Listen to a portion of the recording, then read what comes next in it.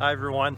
It sure is a lovely day today. I thought I would come outside and take advantage of the beautiful day. I even left my coat inside today. It's a gorgeous day and I hope you're enjoying it. I know I am really enjoying it today and feeling this beautiful sunshine coming down. The Lord has blessed us greatly. Do you ever get those messages, the ones that are marked urgent? You know them. They come and they require our immediate attention.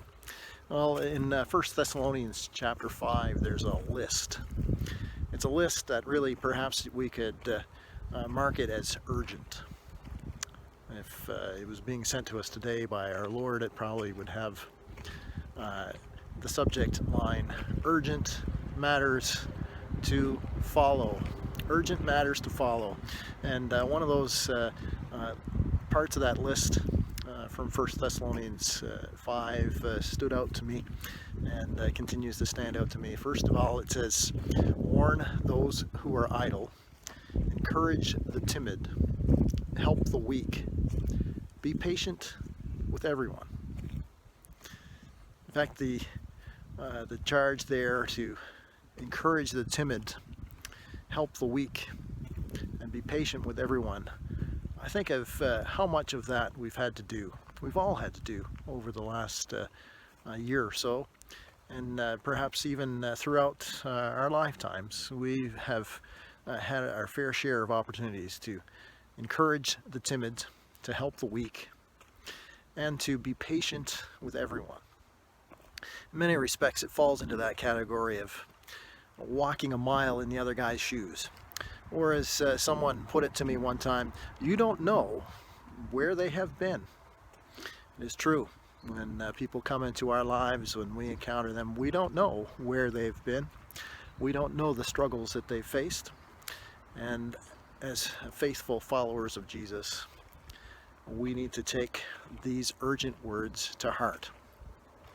That we should warn those who are idle, but that we should encourage the timid, help the weak, and have patience with everyone.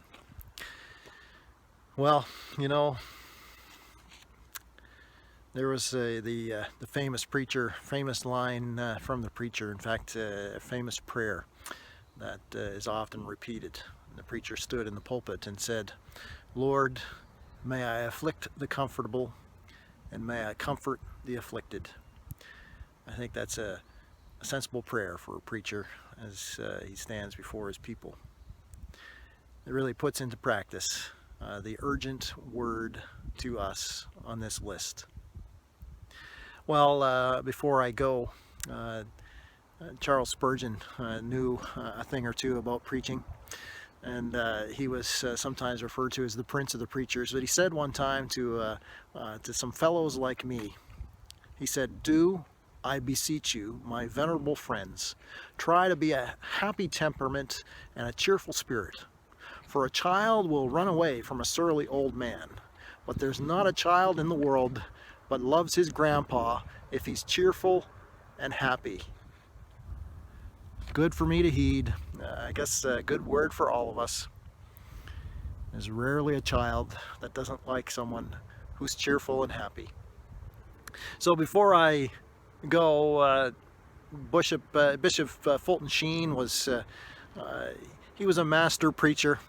He was well known for mastering the craft of preaching. He did it long before the age of the internet. And had the internet been around when Bishop Sheen was preaching, his sermons would have gone around the world. He had a way with words, and I understand that he had a way with people as well. One day, Bishop Sheen was dropping into a Greasy Spoon early one morning to get some breakfast. And he was greeted by his waitress. She was a bit groggy and, as he described, a bit disinterested in the day. So he with cheerful heart, said, "I'll have some eggs and some ham and a few good words." She disappeared into the kitchen. She arrived back with his food, put it down on the table in front of him, and started to walk away. And he said, "Well, there's ham and eggs, but where are my few good words?"